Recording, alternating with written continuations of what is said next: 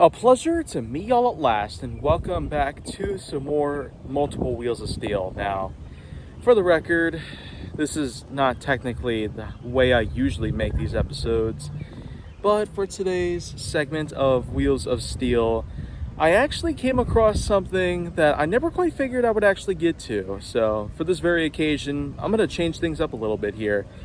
All I have is my new iPhone SE3 to record all of this, as I didn't really bring any of my equipment with me.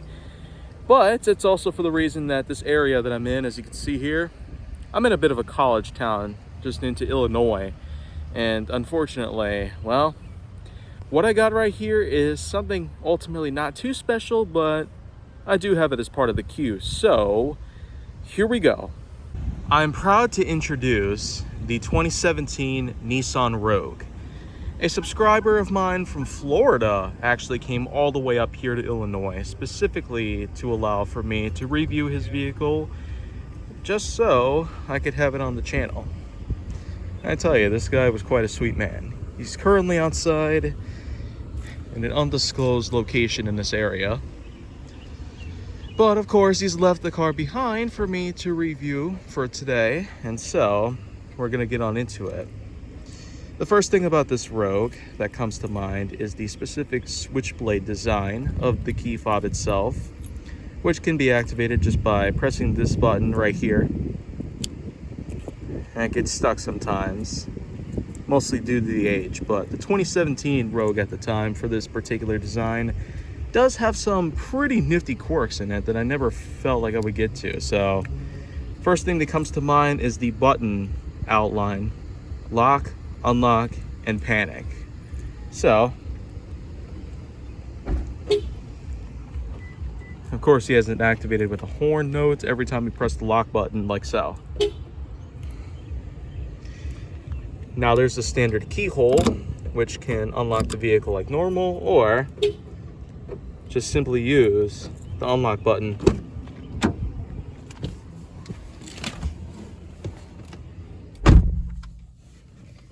Now, getting into the interior, you basically have yourself a somewhat basic outline for vehicle usage, but no matter what you think of it, I'd say it's quite time to basically get this thing fired up.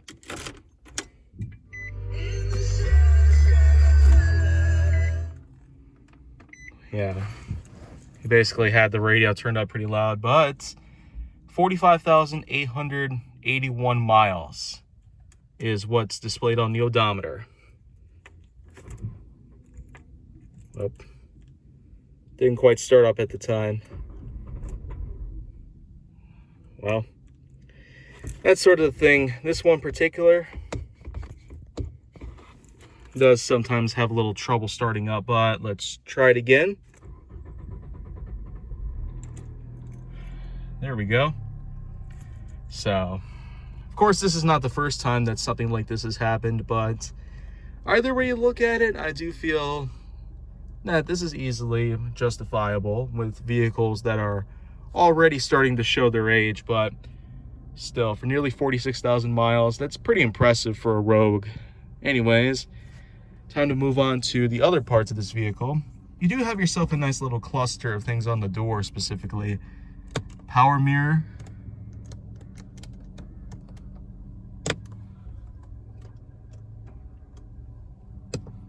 then you have window lock, lock and unlock buttons, which for some reason are tucked into the handle like so.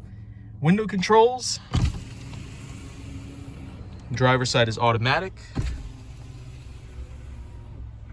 and the rest are pretty much just not automatic, of course. And for the fact that this vehicle can actually go up to 140 miles per hour or 220 kilometers per hour also really speaks to a lot of things out here. Other things that will be worth noting is that, well, you see the steering wheel? Nice power steering, really smooth actually, for something that's already starting to diminish in a way. For something that does have some mild engine and mechanical problems, it does actually do pretty well in terms of wheel steering. And horns also really high pitched. Other various controls here will include the volume button, directional OK buttons in terms of activating the media player right here. You also get yourself set buttons, telephone usage, and of course your dual sticks, which will in fact allow for usage of the headlights as well as the wipers, including the back one, because this particular vehicle does have one of those. Not to mention hazards.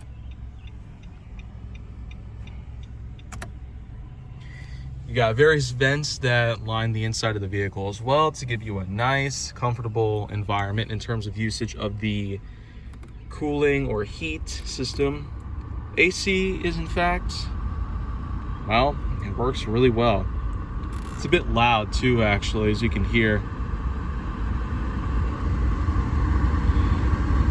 It's non-dual zone, but of course it does work for something like this. For a basic setup, this particular Rogue actually does pretty well in most ways.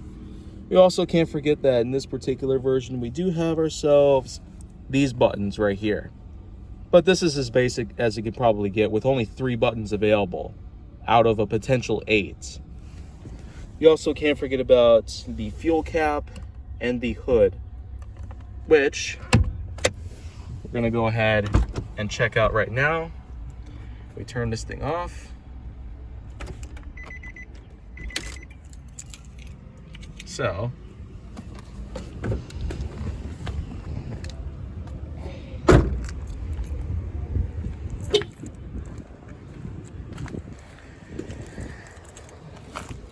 if we take a look under here, well,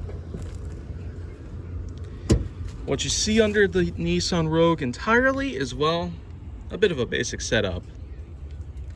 A pretty small engine, a large comprehensible battery, and other various things that will be necessary to ensure proper functionality. Antifreeze coolant, oil, wiper fluid, and other such things. It really does say a lot. And it does command a lot of attention as well. But going back into the interior of the vehicle itself, what we're going to find now is, well, the rest of the functions that I'm going to need to highlight here as well. Here we have the transmission, which of course, you see that it's a basic cluster. Alongside that, the drive does in fact allow for its own usage of plus and minus gears, which is a way of saying manual, pretty much. But when turning this thing back on, well, this is not necessarily touchscreen, but it does all right for what it is. You also have yourself basic usage of seat adjustments for both the lumbar and lower section. Dual cup holders, plus a little storage compartment over here, as well as the center storage compartment. Has itself a little change drawer and a really, really deep thing down here. So you can see it's shoving my hand down in there, and it's pretty darn deep. At least in comparison to most other vehicles, that's pretty impressive. I'm gonna close it back up because let's get on going through the rest of the vehicle entirely. Here's the glove box. It's not really used very much. That's because the original owner of this vehicle, who came all the way up here to Illinois, was able to buy this used pretty much not too long ago, actually, which really says something. As we get into the back side right here, we do in fact have ourselves a typical sort of bench seat with a third seat here that has a weird odd shape for a headrest, but does come with a center compartment that doubles as an armrest along with dual cup holders. Some more vents for the rear passengers, storage compartments, large speakers, and of course, the usage to be able to pull itself backwards, which apparently in this one works like this. This is of course to expand the large cargo space in the rear. So this way, have a big load of different things to work with. And this is basically the trunk itself. And now, that pretty much is all you need to know when it comes to this particular Rogue.